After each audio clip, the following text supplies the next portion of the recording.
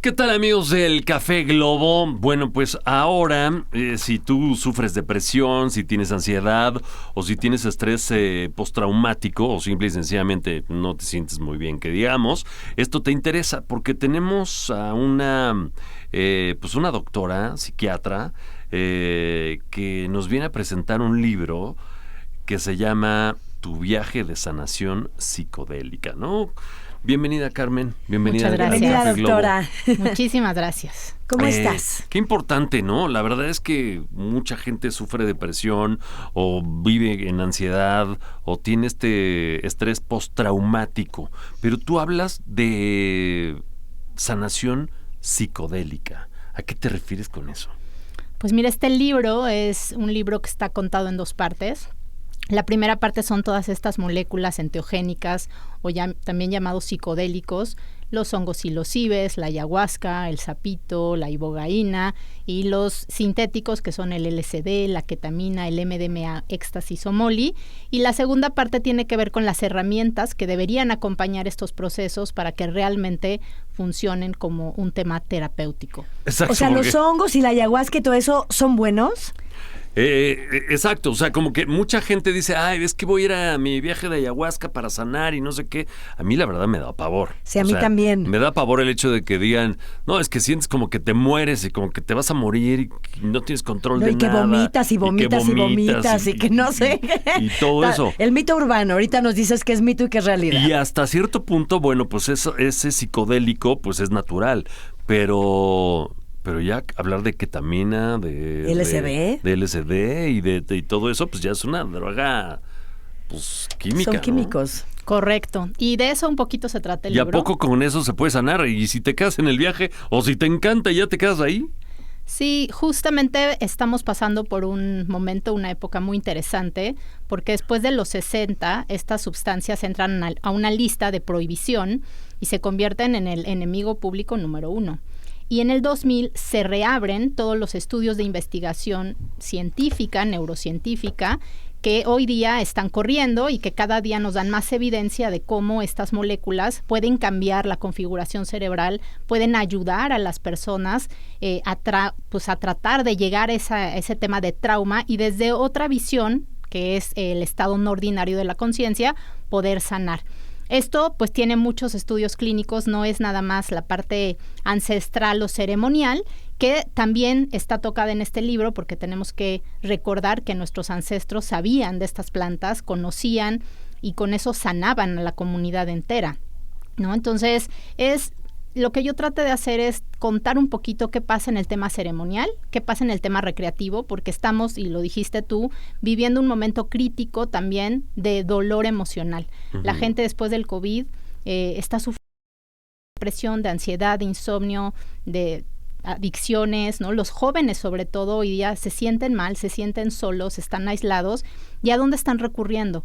A estas sustancias que tienen con un clic acceso total, como antes nunca había sucedido, y el tener esta información de decir, ok, lo vas a hacer, lo quieres hacer, bueno, estas son las consecuencias, esto es lo que debes de cuidar, este es el set y el setting adecuado que deberías de perseguir en el entorno recreativo.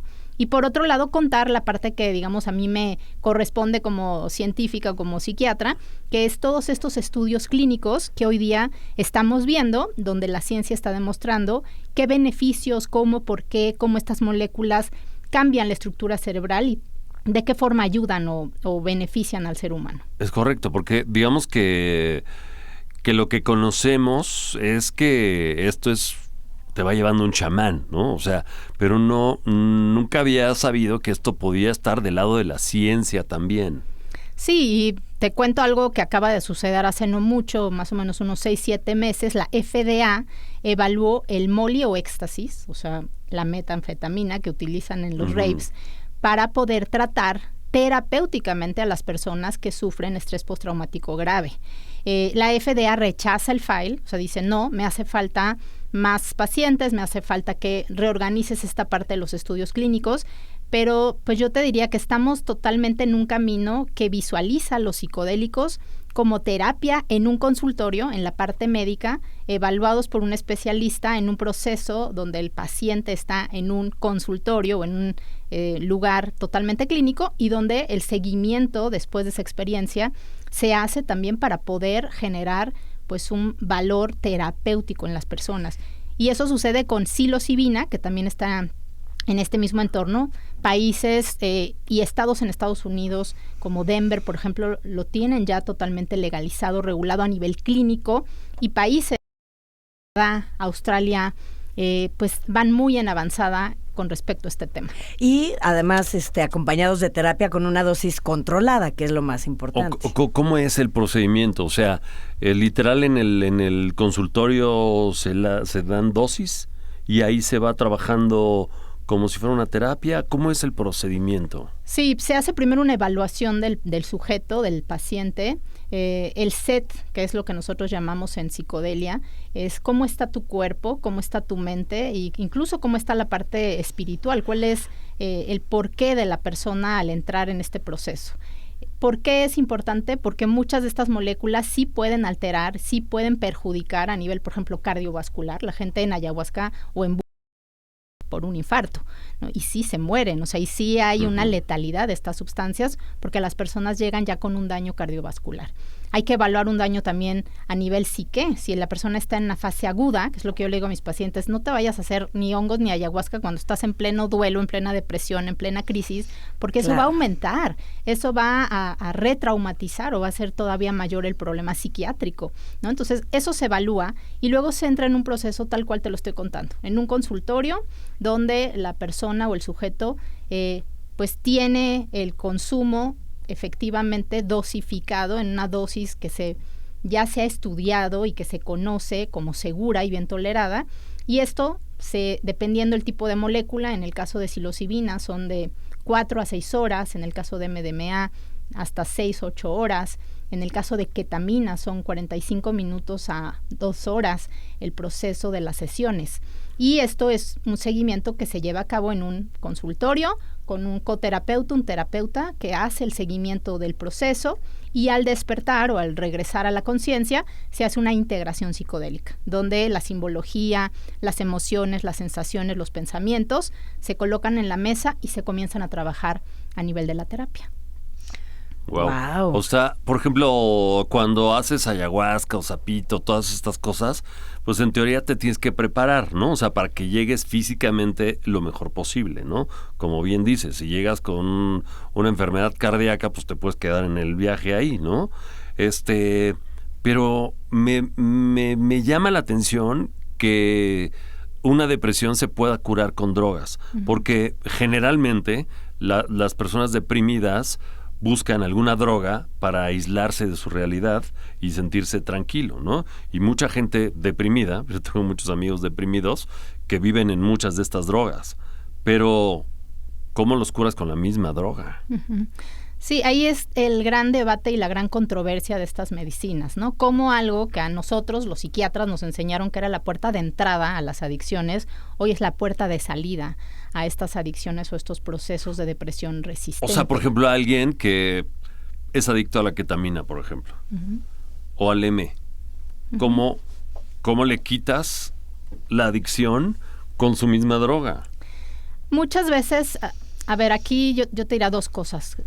Droga es todo aquello que nos causa un cambio fisiológico en nuestro cuerpo, ¿cierto? Entonces, penicilina es una droga, sí, claro. Alcohol es una droga, como estas son unas drogas. El tema aquí es el prohibicionismo en el cual caímos.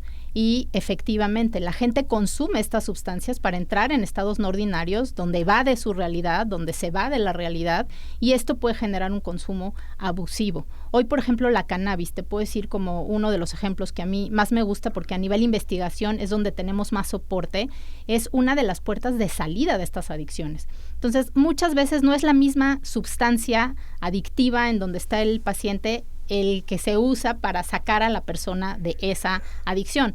Muchas veces se utilizan mecanismos de acción distintos para ayudarle a la persona a salir de esta adicción. ¿Y cómo haces eso? Porque generalmente el cerebro pues necesita su shot de felicidad o de tranquilidad o de aislamiento o de lo que sea, que lo puede lograr con la droga que sea, ¿no? Con el alcohol o con cualquiera de estas drogas. Pero cómo, o sea, como que no me cabe en la cabeza Sí. que el cerebro aprende.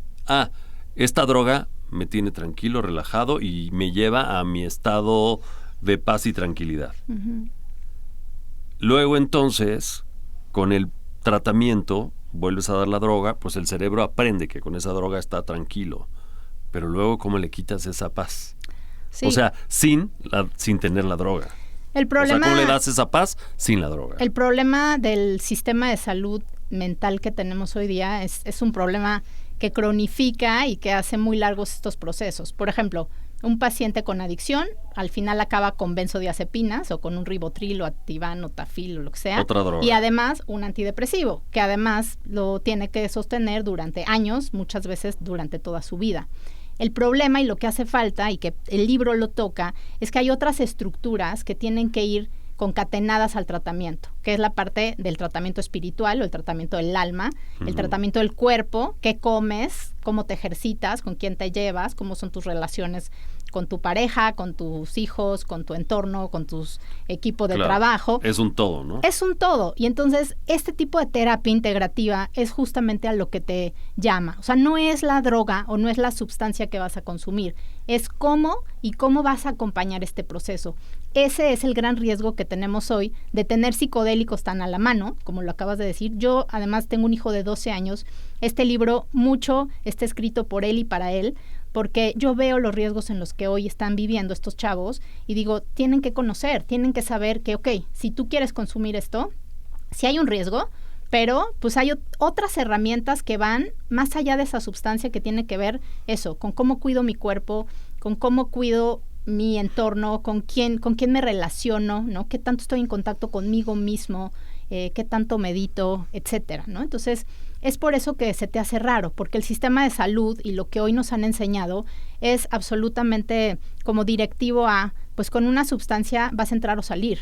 Y esto no es lo que propone la psiquiatría integrativa, que es parte de lo que toca el libro. La psiquiatría integrativa propone varios elementos que ayuden a que con X o Y sustancia tú puedas salir del trauma, tú puedas salir de la adicción, tú puedas salir de la depresión y lograrlo, ¿no? Y eso es lo que está realmente determinando la ciencia, ¿no? El 30% de la gente en psiquiatría no va a responder al tratamiento que hoy existe, 30%.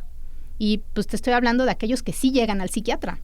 Que son pocos muy todavía. Pocos, sí, la muy gente pocos. cree que va a ir a loquero y que vas a estar ido, ¿no? Porque te van a empastillar. Sí, y ya si decides ir a la terapia, pues como que primero vas con el psicólogo, ¿no? Y ya ir al psiquiatra te lo tiene que recomendar el psicólogo, ¿no? O sea, como que es difícil que alguien vaya al psiquiatra de una, ¿no? Correcto. Entonces, estamos hablando de un porcentaje pequeñitito, ¿no? Y ese porcentaje, les repito, 30% no va a responder.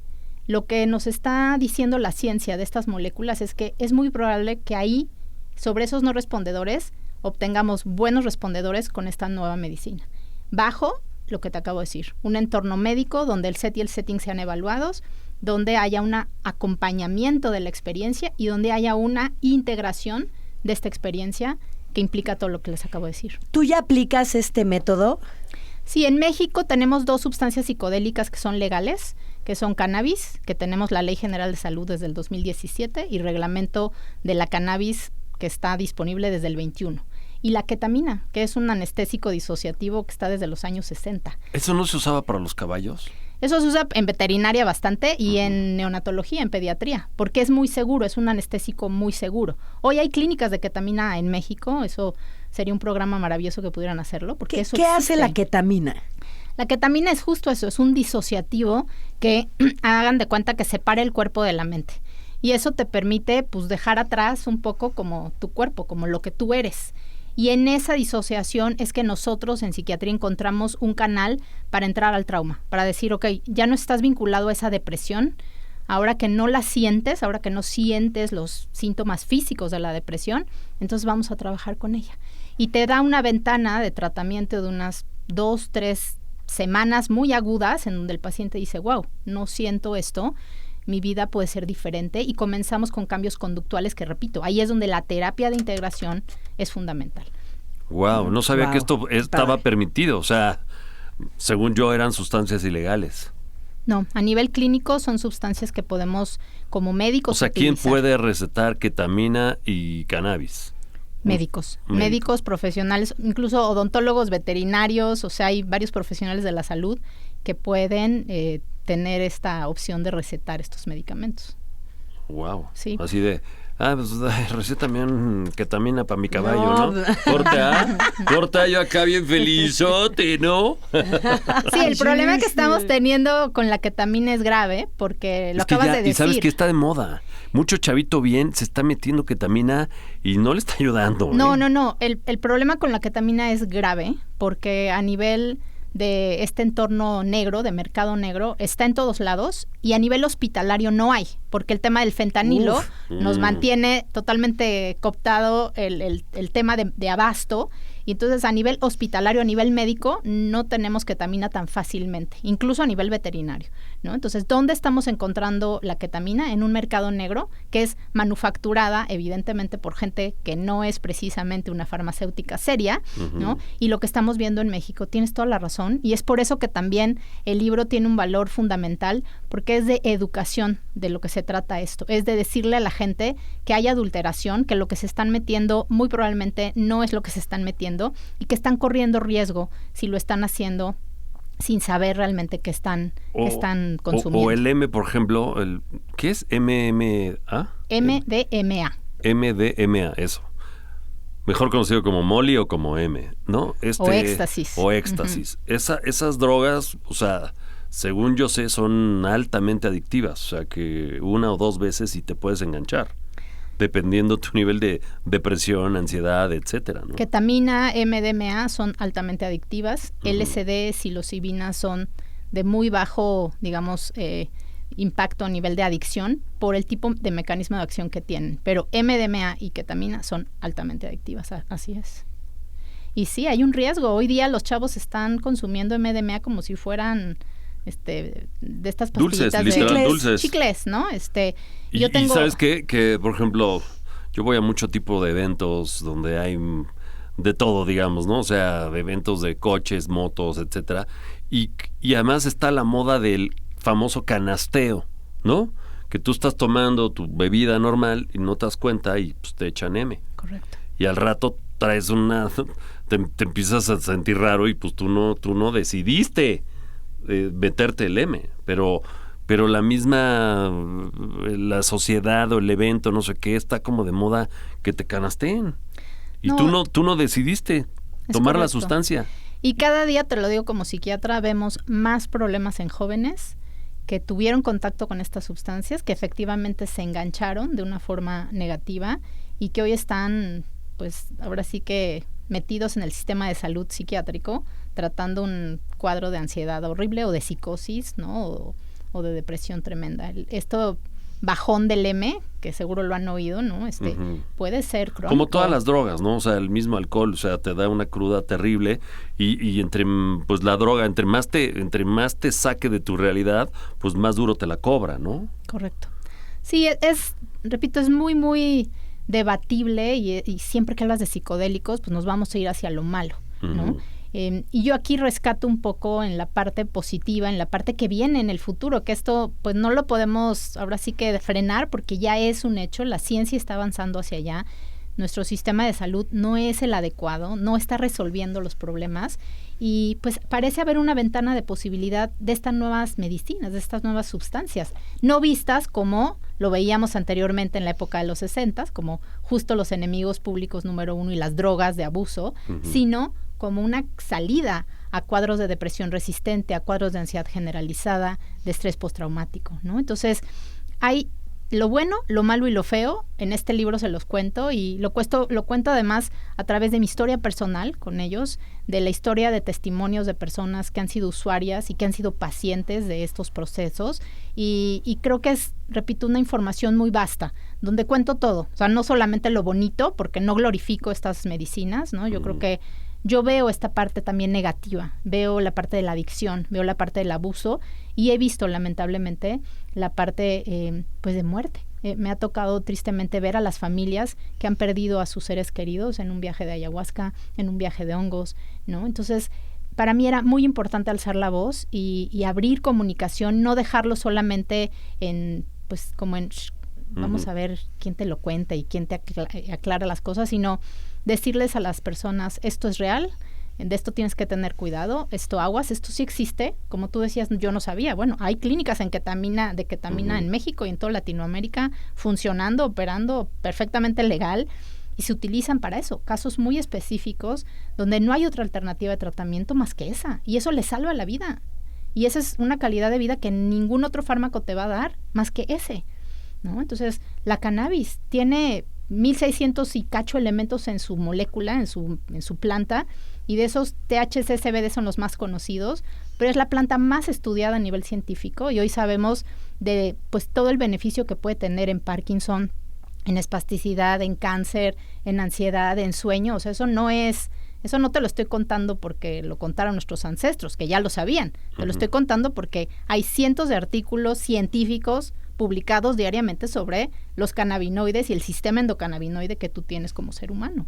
Y es lo mismo que está sucediendo con los psicodélicos. Antes estaban en la cárcel, en lo prohibido. Y ahora está volteando a ver la ciencia, los beneficios que puede tener. La mayoría de ellos salieron o fueron ya estudiados en los 60s. Entraron al mercado hippie, llegó la era del rock and roll y pues sexo, drogas y rock and roll, y se salió de control, ¿no? Y hoy día está ocurriendo lo mismo. Está ocurriendo lo mismo en el entorno recreativo. Y los chavos sí se están muriendo, y los chavos sí están intoxicados y sí están en un esquema de riesgo que tenemos nosotros que alertar, ¿no? Bueno, pues si usted es padre de familia, está escuchando este programa, pues no dude en hacerse de un libro, Tu viaje de sanación psicodélica, por lo menos para que esté informado y ya entonces tome una decisión si tiene algún problema pues de estos que acabamos de comentar, de depresión, ansiedad, etcétera, y tal vez algún hijo que esté enganchado, pues tenga otra opción más para que deje de estarlo, ¿no? Este libro, además de físico, también lo encontramos en plataformas digitales, en Amazon, Está en varias plataformas digitales, en ebook y también en Audible, en Storytel. Estamos en un audiolibro que narro yo, así es que también si lo quieren escuchar, claro, y les da flojera leer, gran opción. Es gran opción ir en el coche y escucharlo hasta en +2 o +4 para que no se lo pierdan. Realmente creo que vale mucho la pena, no porque lo haya escrito yo, pero es una información muy valiosa. Es de los primeros libros en español escritos por un médico de este tema tan controversial, tan debatible, pero realmente tan actual.